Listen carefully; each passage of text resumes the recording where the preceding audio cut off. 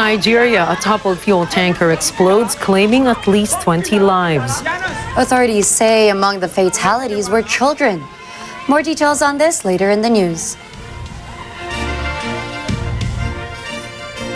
Good evening, I am Gianna Llanes. I am Nina Richie Alago Flores. This is Mata ng Agila International. Now for the headlines. Let's look at President Ferdinand Marcos Jr.'s year in review. Marcos administration's top finance officials hold talks on Philippines' latest economic performance. Multiple regions in Asia brace for Super Typhoon Doksuri's landfall. Pyongyang prepares for the 70th anniversary of the signing of the Korean War Armistice. And let's look into the winning moments of Filipinas against New Zealand in the Women's World Cup.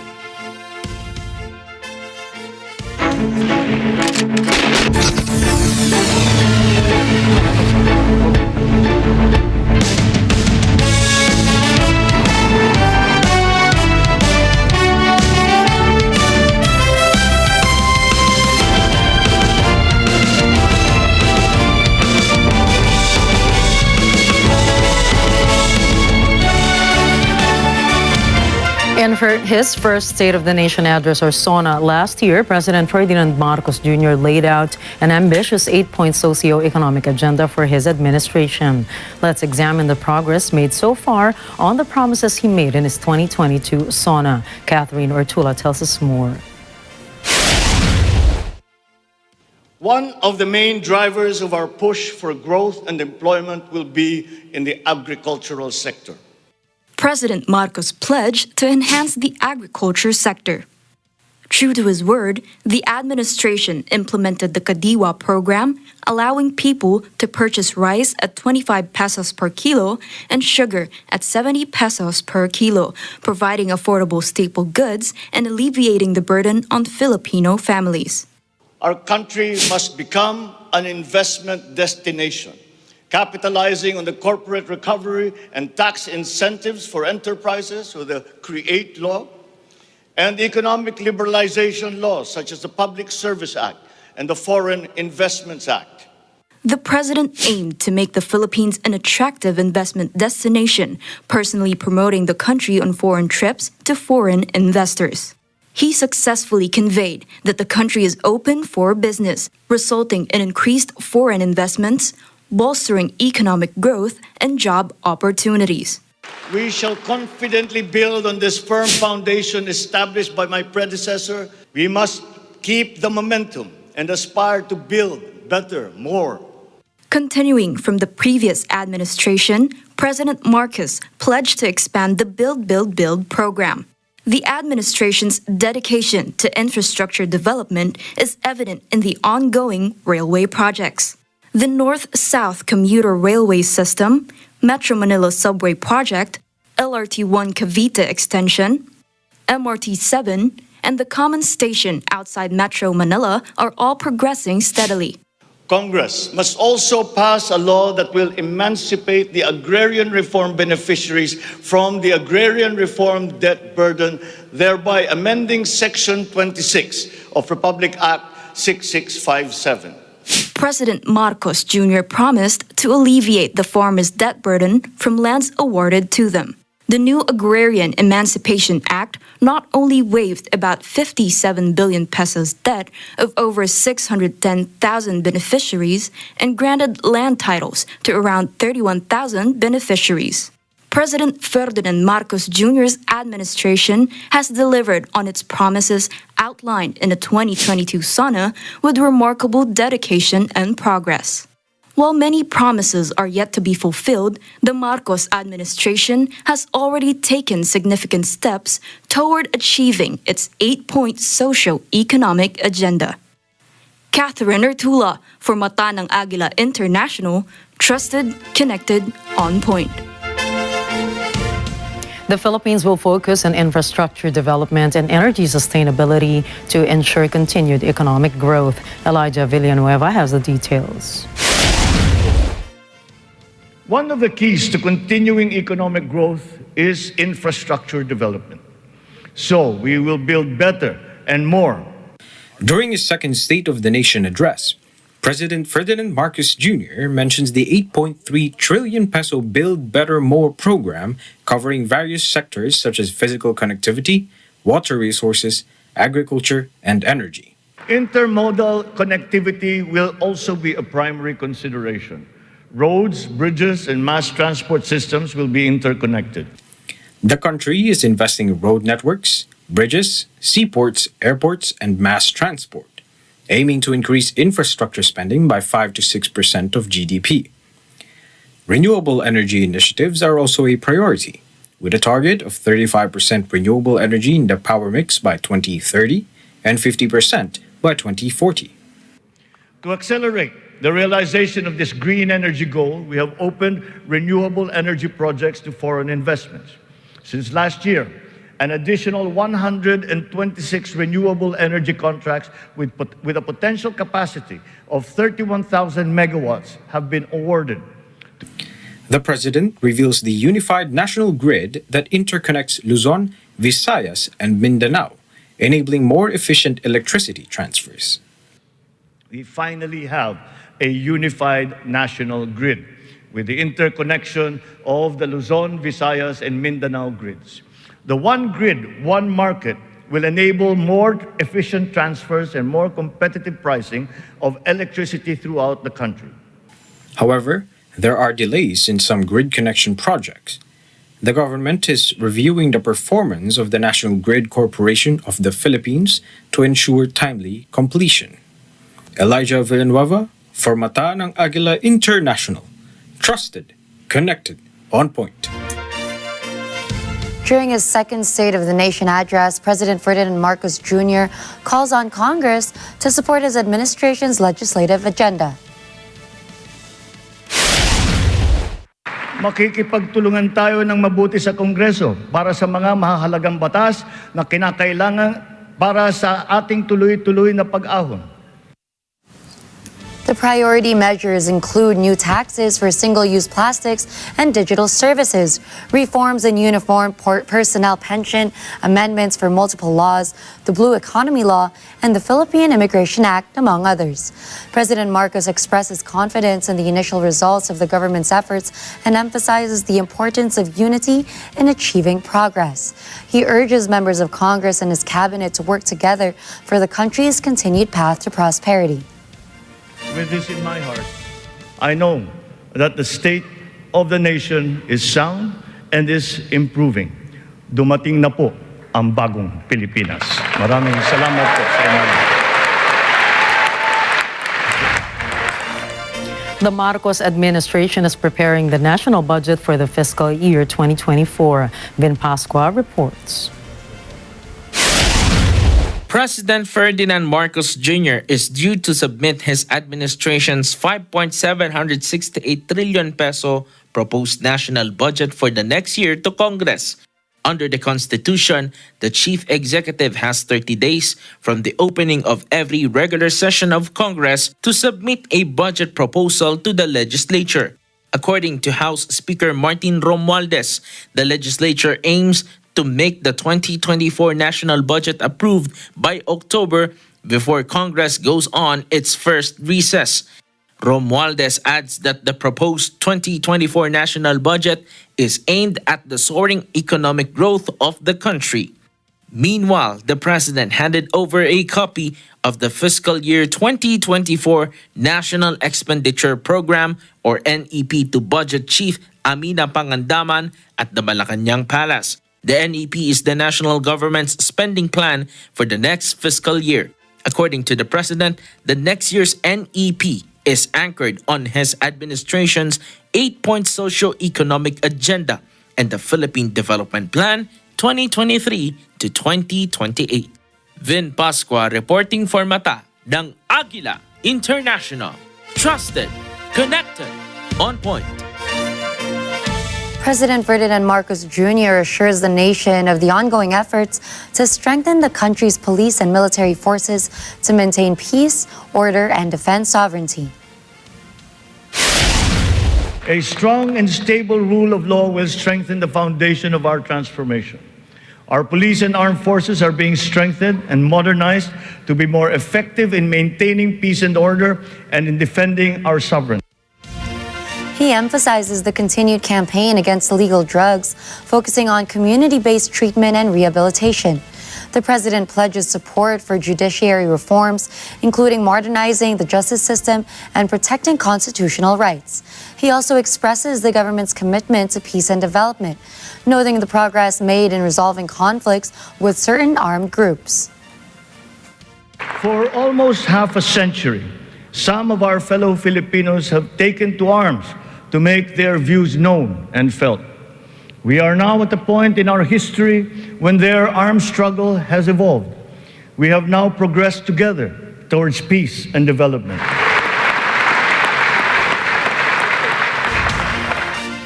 President Ferdinand Marcos Jr. also embarks for a state visit to Kuala Lumpur per the invitation of the King of Malaysia. This is a reciprocal visit of the president to the previous visit of Prime Minister Anwar Ibrahim last March. According to the presidential office, the chief executive is also due to meet Prime Minister Ibrahim in pursuit of foregoing bilateral cooperation in priority areas. The president is also set to engage with Filipino and Malaysian business leaders with the aim to thrive the bilateral trade and investment between the two nations. Next year, the Philippines and Malaysia will mark their 60th milestone anniversary of the establishment of their diplomatic relations. Pag-asa spots the eye of Super Typhoon Doksuri at 135 kilometers east-northeast of Apari, Cagayan as of 8 p.m. Doksuri is moving north-northwest at 15 kilometers per hour with maximum sustained winds of 185 kilometers per hour near the center with gustiness of up to 230 kilometers per hour. The State Weather Bureau raised storm wind signal number 5 on Babuyan Islands. Storm wind signal number 4 is raised on the northern portion of Cagayan. Storm wind signal number 3 is raised on the northeastern portion of Isabela, Batanes, and the northern portion of Abra. Meanwhile, storm wind signal number 2 is raised on the rest of Isabela, north and central part of Aurora, Quirino, rest of Kalinga, northeastern portion of Nueva Vizcaya, Ilocos Sur, rest of Abra, Mountain Province, Ifugao, north of Benguet, and northern portion of La Union. Storm wind signal number 1 is raised on northern and central parts of Quezon, including Polillo Islands, the rest of Aurora, rest of Nueva Vizcaya, the rest of Benguet, rest of La Union, Nueva Ecija, Pangasinan, Tarlac, Zambales, Bulacan, Pampanga, Bataan, Cavite, Metro Manila, Rizal, Laguna, Batangas, Camarines Norte, northern parts of Camarines Sur, and Catanduanes. Pag-asa forecasts that rainfall will be generally higher in elevated or mountainous areas. Flooding and rain-induced landslides are highly expected in said susceptible areas. In addition, the enhanced southwest monsoon by Doksuri will bring occasional monsoon rains over the western portions of central and southern Luzon and Visayas in the next 3 days. Coming up, Taiwan postpones its annual Hankwang military drills to brace for Typhoon Doksuri. North Korea launches 2 missiles ahead of the Korean War anniversary. And Italian Prime Minister Giorgia Meloni hosts a conference on immigration. Stay tuned for more stories around the globe when we return.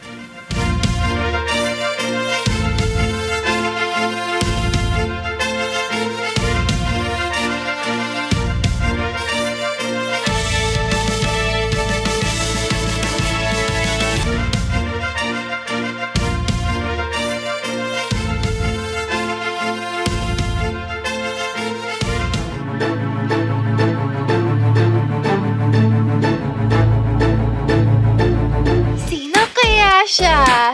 Scholar ng bayan kaya to. Mahilig siyang magbasa ng libro. He likes to write on his journal and paint too. Para malaman kung sino siya, abangan nyo dito lang sa Net 25.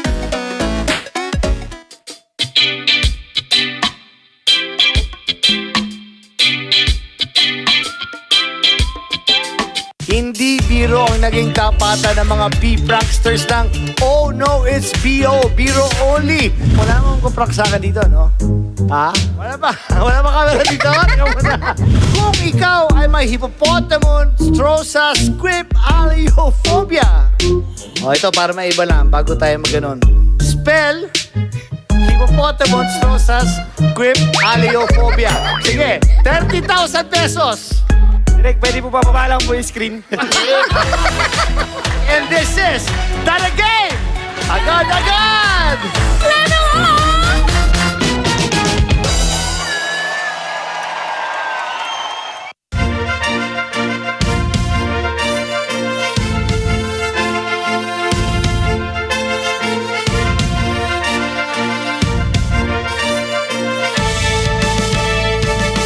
Mata ng Agila International. Congresspersons and key government officials share their expectations for the speech, highlighting various priorities and achievements they hope to hear. Ricky Mathay for the report. In preparation for the 2023 State of the Nation Address or SONA, congressmen and key government officials discussed their expectations for President Ferdinand Marcos Jr.'s speech. Congressman Richard Gomez emphasized the significance of the President's SONA. Una, siguro dapat maintindihan ng tao kung ano ba yung SONA. SONA is mandated by law, by the Constitution. Dapat yung Presidente will have to report sa Congress during a joint session, on an annual basis. So talagang mandatory yan. He also highlighted the promises fulfilled by President Marcos Jr. in the past year, particularly in areas like agrarian reform. Manila City Mayor Honey Lacuna also revealed that the Pambansang Pabahay para sa Pilipino program, or 4PH, aimed at providing affordable housing for Filipinos, will soon be rolled out. Congressman Zia Adyong of Lanao del Sur, which is part of the Bangsamoro region, meanwhile hoped the administration would tap into the region's vast energy resources to address the country's energy crisis. Congressman Arnan Panaligan of Oriental Mindoro eagerly anticipated learning about the president's remarkable achievements. He also highlighted the developments following the Mindoro oil spill. Well, iba na situation ngayon, compared to March, nung una nagkaroon yung oil spill. Contained na, pero marami pa dapat gawin, particularly sa taon ng Pola. So umaasa tayo na ang national government, ang concerned agencies ay patuloy na nagbibigay ng assistance para makabawi ang mga affected na communities. One of the lower house's youngest members, Congresswoman Jazel Victoria Yu, expressed optimism about witnessing more infrastructure projects, especially in the agricultural sector in her home province of Zamboanga del Sur. The young legislator also hoped to turn their province into the bagsakan of agricultural products to boost their economy. Yes, meron naman po. Siyempre, Mr. President himself is the Secretary of Agriculture. So, national projects and national mga assistance, we felt it in our province. Tingog, one of the most active party lists under the leadership of Representatives Yeda Romualdez and Jude Asidre, expected President Marcos Jr. to maintain his focus on the priorities set in the previous year, including good governance, agricultural development, and private-public partnerships. We're very hopeful that as the same way that we started in a very productive tone nung last session we had most of the President's priority legislation passed in the House. We hope that the President will reiterate his support for the same measures. Senator J.V. Ejercito expressed delight at seeing major infrastructure projects such as the subway system finally gaining momentum. Senator Alan Peter Cayetano, alongside his wife, Taguig City Mayor Lani Cayetano, expressed hope that the president would further strengthen micro, small, and medium-sized enterprises in order for local government units to feel the effects of the highly sought-after economic development. Interior and Local Government Secretary Benhur Avalos expressed confidence that the government is on track in delivering the promises outlined in the President's previous SONA. Speaker Martin Romualdez also echoed Secretary Abalos's sentiment in a recent one-on-one interview. Ricky Mathay for Mata ng Agila International. Trusted, connected, on point. After the State of the Nation address of President Marcos, the Bangko Sentral ng Pilipinas, Department of Finance spearheaded the post-SONA economic briefing. Martin Liachon with the details. Partners from the private sector. In the pre-tape segment, Bangko Sentral ng Pilipinas Governor Eli Remolona opened the discussions and introduced the theme of this year's economic brief, which is the agenda for prosperity, economic transformation towards inclusivity and sustainability. He hailed the strength of the current banking system in helping the local economy recover quickly from the effects of the pandemic. Remolona also brought forth the country's biggest challenge in inflation, stressing that they were focused on mandating price stability in the face of supply shocks. The governor also pushed for an increase in the digitalization of the world of banking and payment systems to open opportunities for efficiency, competitiveness, and inclusion, hoping that all Filipinos will be able to experience the fruits of the growing economy. We want to bring more Filipinos into this financial fold so that as many of us as possible can share in the fruits of economic progress. In all this, collaboration between the public and private sectors is crucial. We need to work together toward an economy that is strong, stable, sustainable, and financially inclusive. Finance Chief Benjamin Jokno also praised the Philippines' progression into one of the fastest-growing economies in the region. Jokno wishes to sustain a more robust system for revenue collection by establishing a more efficient tax system accompanied by tax policy and tax administration measures. He highlighted their plans for several reforms, including passive income and financial intermediary taxation, VAT on resident digital service providers, and excise taxes on single-use plastics and pre-mixed alcoholic beverages. He hopes that the heightened economic activity and increased investments will continue in order to allow the local market to reach even greater heights. He notes that the implementation of high-impact infrastructure, flagship projects, and public-private partnerships, or PPP, policy tools would also allow the government to engage the private sector more effectively.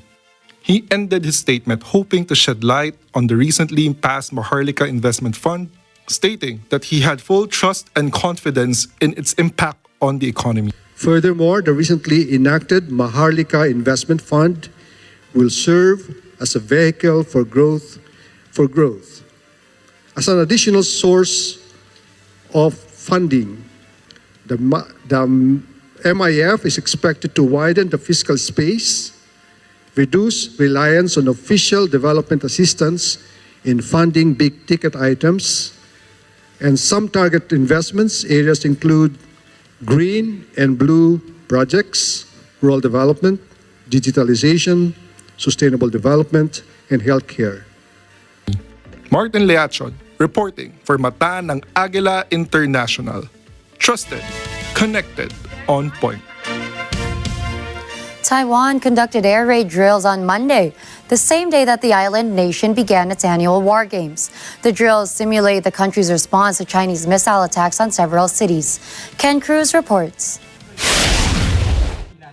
Taiwan holds frequent drills because of increasing military and political pressures from China. China regards the self-ruled island as part of its territory. As sirens sounded to signal an incoming missile attack, volunteers guided residents to nearby underground evacuation shelters. There, people crouched to the ground and covered their ears and eyes. In Taipei, firefighters simulated putting out a blaze at a train station and then rescuing a civilian from it. During the drills, towns and cities are effectively shut down for 30 minutes. Once the exercise is over, an all clear is sounded. The air raid drills will continue across the country until Thursday. Ken Cruz for Mata ng Agila International. Trusted, connected, on point. Beijing urges fishing boats to seek shelter and farmers to speed up their harvest. Taipei suspended its annual military drills for Super Typhoon Doksuri's approach towards the region. According to the China Meteorological Administration, Super Typhoon Doksuri will possibly make landfall on Taiwan's southern coast. This announcement follows findings that Doksuri strengthened to a Category 4 Atlantic hurricane over the weekend. It adds that the storm will reach the Chinese mainland on Friday. Meanwhile, Taiwan holds its Huankuang or Hankuang 5-day exercise in preparation for the apparent damages of Doksuri. Taiwan's Weather Bureau issued advisories such as sea warnings and reminded onshore communities to brace for heavy rains and gusty winds. Pyongyang conducted twin missile launches on Monday ahead of Korean War anniversary celebrations. South Korea's defense ministry recorded the two projectiles flying about 400 kilometers before crashing into the ocean. The launches were the latest in Pyongyang's series of weapon tests. This comes as Seoul and Washington accentuate defense cooperation amid rising tensions with North Korea. Meanwhile, foreign delegates are due to attend the 70th anniversary of the Korean War armistice on July 27, 2023.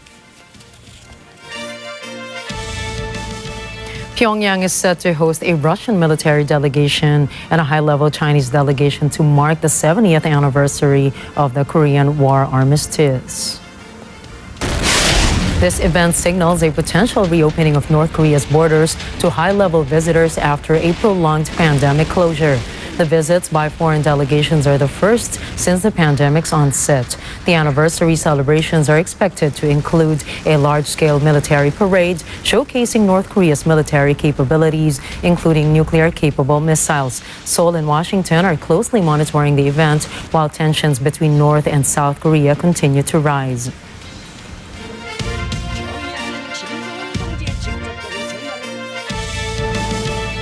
The absence from public view of China's Foreign Minister Qin Gang has sparked furious online speculations. The 57-year-old diplomat has not been seen in public for 23 days, with his last reported engagement ending on June 25. Appointed to his post last December, Mr. Qin was seen as a trusted aide of Chinese President Xi Jinping. When asked about his whereabouts on Monday, Foreign Ministry spokesperson Mao Ning said she had no information to provide. Tomorrow will mark 1 month since the last public event of Foreign Minister Mr. Qin Gang. Do you have any further information you could share with us regarding his whereabouts and state? Thank you. Qin's disappearance comes as Xi is preparing for a potential meeting with Joe Biden in November at the Asia-Pacific Economic Cooperation Forum in the U.S. The abrupt disappearance of high-profile officials leads to multiple top diplomats speculating on several issues. Last week, the Foreign Ministry announced that he would not attend the diplomatic gathering in Indonesia, citing health reasons. Talks between the Foreign Minister and European Union Foreign Policy Chief Josep Borrell were then also pushed back as China informed the EU that the dates were no longer possible with no further explanation given. His absence complicates the U.S. efforts to revive top-level engagement and China's bid to restore foreign confidence in its economy. Iranian Foreign Minister Hossein Amir Abulazia held talks with his Armenian counterpart Ararat Mirzoyan to explore ways of expanding bilateral ties between Tehran and Yerevan. Iran's FM referred to the Armenian Prime Minister's visit to Tehran and the important agreements the two countries reached during his meeting with the Iranian president. The two top diplomats discussed the ongoing developments in the South Caucasus, including the peace talks between the Republic of Azerbaijan and Armenia. The Iranian foreign minister then highlighted the necessity of the complete resolution of disputes in order to achieve lasting peace in the region and noted that dialogue and regional mechanisms are needed. Both parties also stressed the necessity of launching the Persian Gulf Black Sea corridor and the implementation of energy trade agreements between the two sides. Iraq has offered to mediate between warring parties in Yemen in an effort to end the country's years-long war. This after Iraqi Foreign Minister Fawad Hussein put forward the proposal during a visit from his Yemen counterpart Ahmed Awad Ben Mubarak. A 6-month truce brokered by the United Nations has expired in October last year, but fighting has largely remained on hold. In April, Riyadh's ambassador to Yemen, Mohammed Al-Jaber, traveled to Sana'a as part of a plan to stabilize the truce. Although no deal was struck, Jaber later said warring parties are serious about ending the conflict. الأطر المهنية الآن ومع الأسف أنه ليست هناك هدنة رسمية، لكن فعليا هناك نوع من وقف إطلاق النار. احنا اللي نتمناه أنه هاي الحالة تتحول إلى حالة سياسية، إلى حالة حوارية بين جميع الأطراف اليمنية. والعراق والحكومة العراقية مستعدة للمساعدة في هذا المجال. لدينا علاقات جيدة مع جميع الأطراف. الحكومة العراقية والخارجية لديها علاقات قوية وجيدة مع جميع الأطراف، ونستطيع أن نضع هذه العلاقات في خدمة الاستقرار وفي خدمة الأمن في اليمن. وأيضا نستطيع أن نتحرك إقليميا في هذا المجال، وطرحنا أننا مع الأسف للحظة لم نشهد تأثير مباشر لهذا الاتفاق على الوضع في اليمن، لكننا لازلنا نأمل بهذا الأمر. كما شرحت معالي الوزير أنه نحن منذ أكتوبر العام الماضي هناك هدنة غير معلنة غير موقعة، لكننا من طرفنا كحكومة شرعية نحن ملتزمين ببنود هذه الهدنة. نحن نعتقد بأنه آن الأوان لإنهاء هذه الحرب في اليمن. Multiple nations from the Mediterranean to the Middle East and Africa agreed to try to slow unauthorized migration and to tackle the issues that force people to want to relocate to Europe. After a one-day meeting led by Italian Prime Minister Giorgia Meloni, the new alliance committed to crack down on people smuggling. Participants from more than 20 countries agreed to make funding available to support development projects in what Meloni said would be a Rome process that would last for several years. She welcomed a pledge by the United Arab Emirates to provide 100 million euros for the effort and stressed the necessity to organize a donors conference to support the endeavor. Softening her past hardline rhetoric, Meloni said that her government was open to taking in more people through legal routes as Europe needed more immigrants to tackle their declining workforce and bolster their labor market. Organizzeremo quanto prima una conferenza dei donatori in Italia, ma in una anche delle altre nazioni. Già abbiamo almeno 2 nazioni che si sono candidate a ospitare la prossima tappa di questo evento, quindi è secondo me una grande giornata, ma è da considerarsi ovviamente come l'inizio di un lavoro che durerà molto tempo, ma che dimostra la Prime ministers from Algeria, Egypt, Ethiopia, Jordan, Lebanon, Malta, and Niger were seen in attendance, while Greece, Turkey, Saudi Arabia, and Kuwait sent a delegation. Representatives from France and Spain were noticeably absent from the affair. Internazionale. Noi il prossimo anno saremo presidenti del G7, come lei sa, 2024, e io ho già annunciato che il tema del Mediterraneo, dell'Africa, delle migrazioni, dello sviluppo sarà uno dei temi portanti della nostra presidenza del G7. United States President Joe Biden is due to designate a new national monument commemorating the brutal 1950s lynching of Emmett Till. The monument is constructed in several locations in remembering the 14-year-old black boy tortured and murdered by white men in the year 1955. Biden is scheduled to the memorial signing on the 82nd anniversary of Till's birth, designating 3 historic sites in Illinois and Mississippi. Meanwhile, Florida Governor Ron DeSantis scrutinized the measure, claiming it was an attempt to rewrite history. White House Press Secretariat Karine Jean-Pierre slams DeSantis' comment, noting that the governor's remarks were inaccurate and insulting. Up next, woman in Alabama set to face charges after fabricating an abduction hoax. Multiple migrants have died after their boat capsized off the coast of Senegal. And wildfires in Italy caused the Falcone Borsellino airport to shut down. Please don't go away. We've got more stories from around the globe when Mata ng Agila International returns.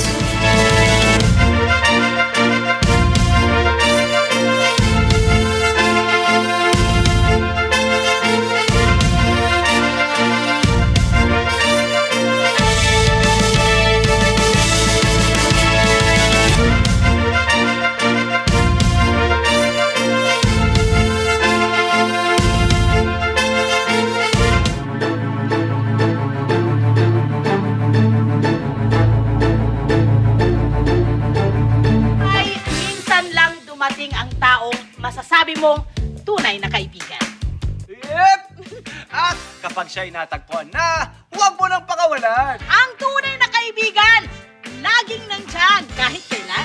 Handang gawin ang lahat, maging happy ka lang. Gagawin ang April Song! Para sa'yo, para sa pamilya, at para sa bayan.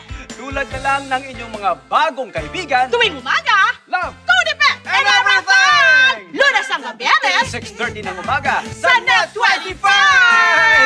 Let's get there! Love Tunipet and everything! Love Tunipet, love Tunipet and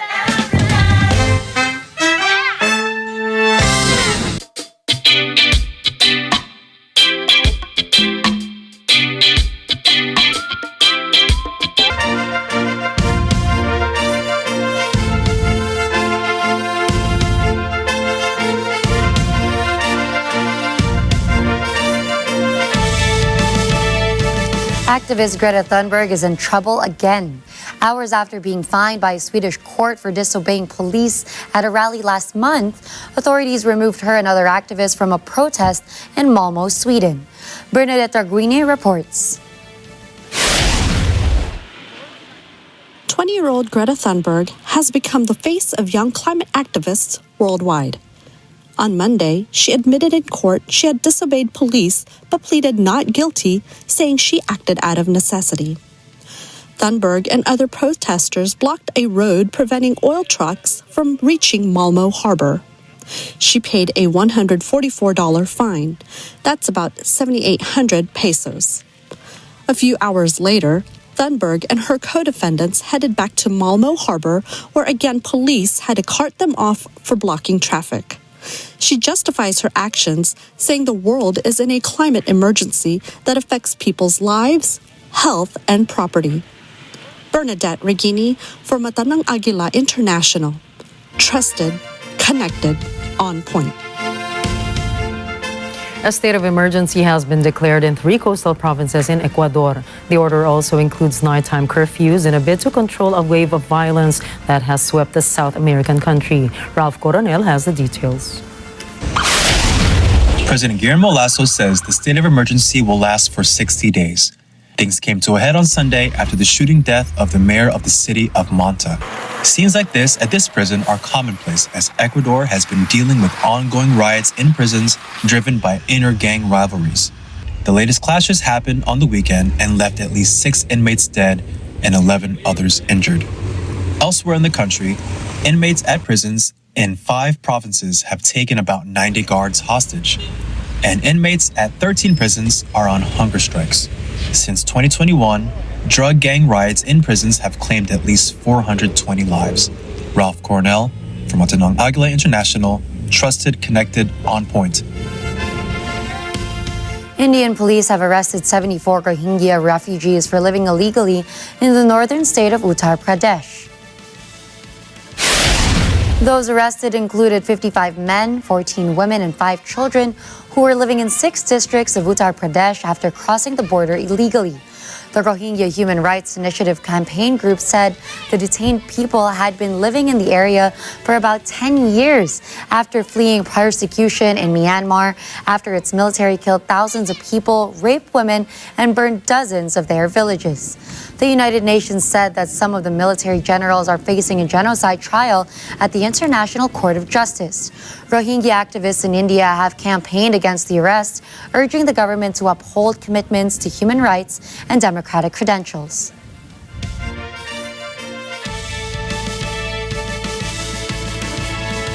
Carly Russell, a 25-year-old nursing student from Alabama, admits to fabricating a kidnapping hoax that set off a nationwide search effort. After disappearing on July 13 and returning home 49 hours later, she confesses to lying about seeing a toddler on the highway and being abducted. The police are consulting with the district attorney's office regarding potential criminal charges. Russell's case garnered significant media attention, raising concerns about missing black women and girls, although her specific case turned out to be a hoax. At least 15 people thought to be migrants have died after their boat capsized off the coast of Senegal. Police and rescue workers have been searching for more victims since early Monday. EJ Gonzalez tells us more. Navy personnel discovered bodies that had washed up on shore off the Senegal coast early Monday morning. Authorities dispatched 2 teams of divers and 4 ambulances to the scene. 2 people survived. They say some of those aboard the boat did not know how to swim. It's not known where the boat came from or how many people had been on board. Activity has increased in recent weeks along the Atlantic Sea route that migrants from Northwest Africa use to try to reach Europe. There have been several fatal shipwrecks. Unofficial estimates put the death toll in the dozens, if not hundreds. EJ Gonzalez for Mata ng Agila International, trusted, connected, on point. In Nigeria, police confirmed 20 people were killed in a fuel tanker explosion in Ondo State. This is after the tanker veered off the road and toppled on its side. Authorities say residents opportunistically scooped fuel while in the process the tanker exploded. Local media says that the fire was ignited by a spark from the phone held by one of the victims. Authorities say among the victims were at least 3 children. On Monday, the death toll rose to 37 from a building collapse in Cameroon's business hub of Douala. The 4-story block of flats collapsed onto another residential building in the north of the city overnight on Saturday. One of the worst tragedies in the country's history. It left 37 people dead, 21 injured, and 5 in critical condition. Cameroon's urban development said that the ill-fated building did not have planning permission. Rescuers were still trying to clear the rubble after seeking survivors throughout Sunday and Monday. 5 people died in similar circumstances in Douala in 2016 when authorities blamed the poor state of repairs and apparent violations of building regulations. In June that year, local authorities identified 500 buildings in danger of collapse. A fire broke out on the Italian island of Sicily near Palermo's airport, forcing it to temporarily shut down. The blaze started above the town of Cinisi and has reached the edge of the Falcone Borsellino Airport or Palermo Airport. It forced authorities to halt all air traffic as flames soar near the airport perimeter. Sicily has faced scorching temperatures amid a powerful heat wave that has impacted much of southern Europe. On the east coast, Catania of the Italian island, the temperature reached 47.6 Celsius on Monday.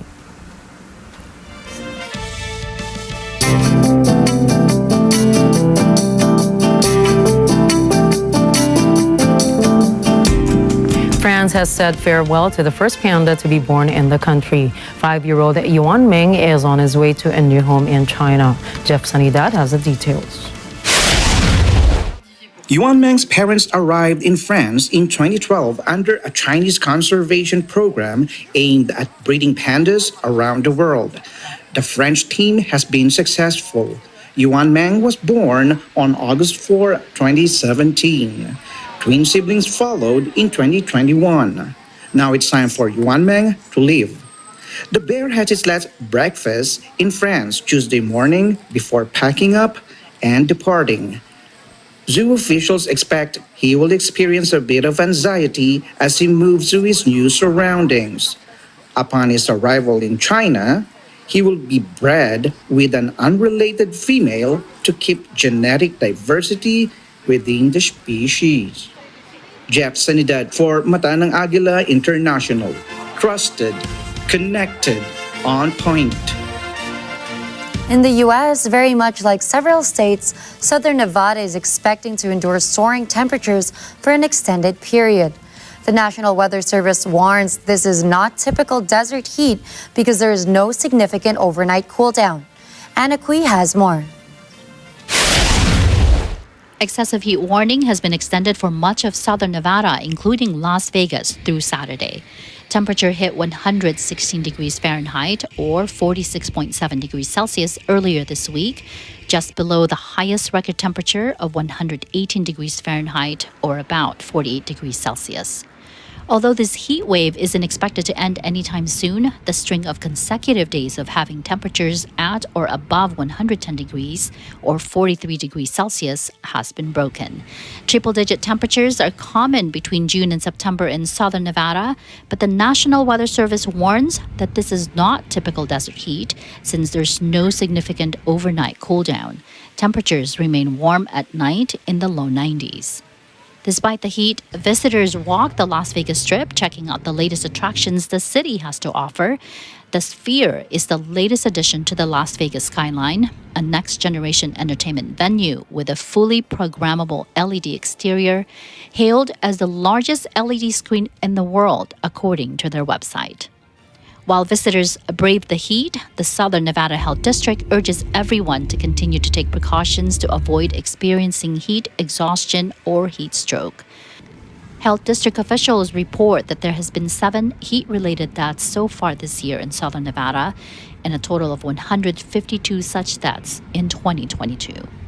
In Las Vegas, Anna Cui reporting from Atanang Agila International, trusted, connected, on point. Coming right up, the GOP accuses Mark Zuckerberg and Meta of withholding documents. The Philippines triumphs over New Zealand in the Women's World Cup. And BTS's Jungkook debuts at #1 on the Billboard Hot 100. Catch the latest in business, sports, tech, and entertainment. Matanang Agila International will be back.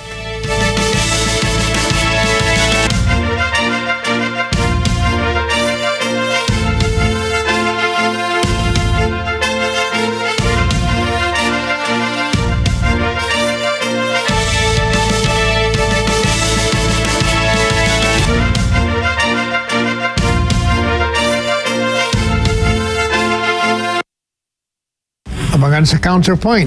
Kailangan kasi ma-deliver mo muna yung fact sa mga tao unless your opinion is needed. Model at beauty queen.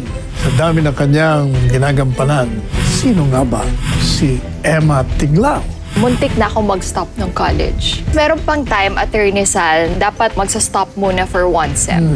So what I did is nangutang ako. Nabayaran kasi, mo ba? Nabayaran, Attorney Sal, kasi yun yung pinanalunan ko for Mutya ng Pilipinas. Ngayong Miyerkules alas 10:30 ng gabi, dito lang sa Net 25. Ito bang arbitral ruling na iginawad pabor sa Pilipinas? Never na i-implement. Kaya yung tagumpay natin, hungkag, hindi ho totoong tagumpay.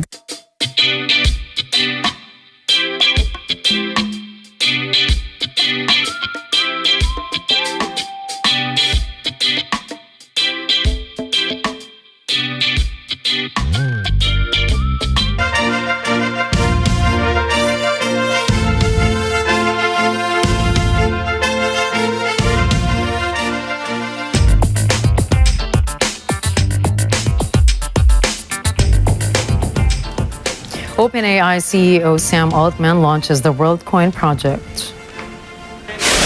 The cryptocurrency project presents its World ID, which OpenAI describes as a digital passport that verifies the owner is a real human. The ID protects the users and maintains their privacy from malicious cyber attacks on their identity.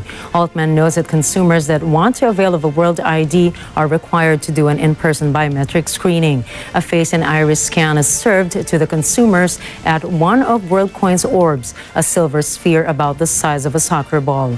The company says that these orbs are positioned in various locations worldwide and accessible via appointments. OpenAI notes that the United States has currently 11 orb locations distributed among Los Angeles, New York, Miami, and San Francisco.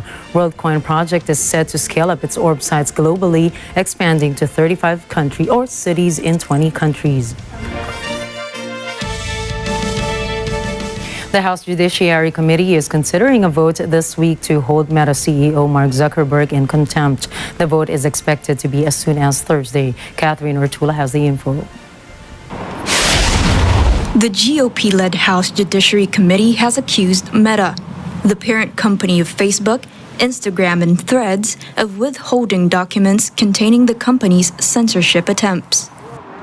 According to the panel, Meta has critical information on federal government efforts to censor speech online, as well as deletion or suppression of content. Ohio Representative and House Judiciary Committee Chair Jim Jordan subpoenaed Meta back in mid-February, along with Microsoft, Apple, Amazon, and Alphabet, about the company's content moderation policies. But according to the panel, Meta did not provide the internal communications between Meta and the federal government as requested in the subpoena. Jordan claimed Twitter has faced political persecution from the Biden administration following Elon Musk's commitment to free speech, but this was denied by the administration. The Democrats speculate, however, that this move by the Republicans is just to intensify their fundraising campaign heading into recess in August and to protect Elon Musk. Catherine Ortula, for Mata ng Agila International, trusted, connected, on point.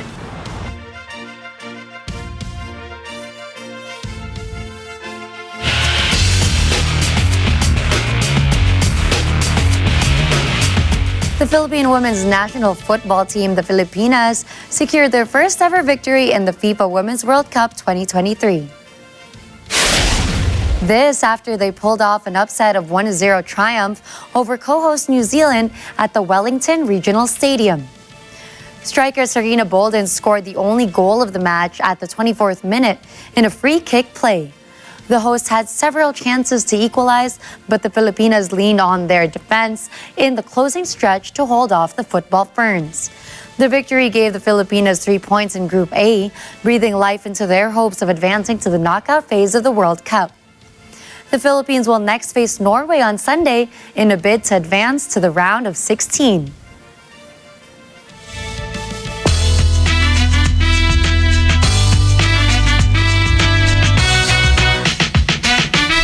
BTS's Jungkook debuts at number 1 on the Billboard Hot 100 chart with his first solo single, 7. Julian Bunag has the scoop. K-pop idol Jungkook of BTS debuts at number 1 on Billboard Hot 100 chart with his first solo single, 7. This is Jungkook's first song to top the Billboard chart. According to Luminate, the data provider for Billboard, 7 featuring Lotto garnered 21.9 million streams, 6.4 million in airplay audience, and 153,000 combined digital and CD singles sold from its release on July 14 through July 20. Jungkook has become the second K-pop soloist and second member of BTS to conquer the Hot 100 chart following Jimin's Like Crazy, which debuted at number 1 in April. Julian Bunag for Mata ng Agila International. Trusted, connected, on point.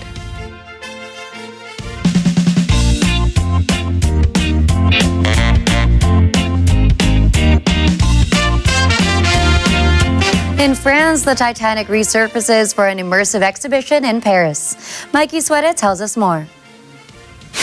According to the event's producer Pascal Bernardin, this major exhibition is the result of explorer Henry Paul Nargeolet's passion and effort to recreate the Titanic.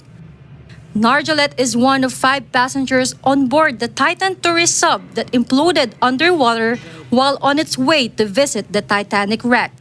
In 1985, a joint French-American expedition unraveled Titanic's wreck near 4 kilometers underwater off the coast of Newfoundland.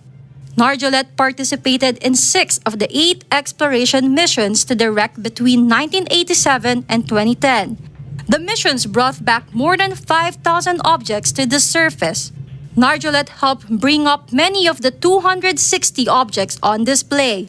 This includes navigation instruments as well as jewelry from Titanic's passengers. A more than 4-meter-long model of the Titanic is also present at the exhibit. The Titanic exhibition runs from July 18 and will end on September 18, 2023. Mikey Suede reporting for Matanang Agila International. Trusted, connected, on point. And to send you off tonight, here's a quote from Dutch graphic artist M.C. Escher. Only those who attempt the absurd will achieve the impossible.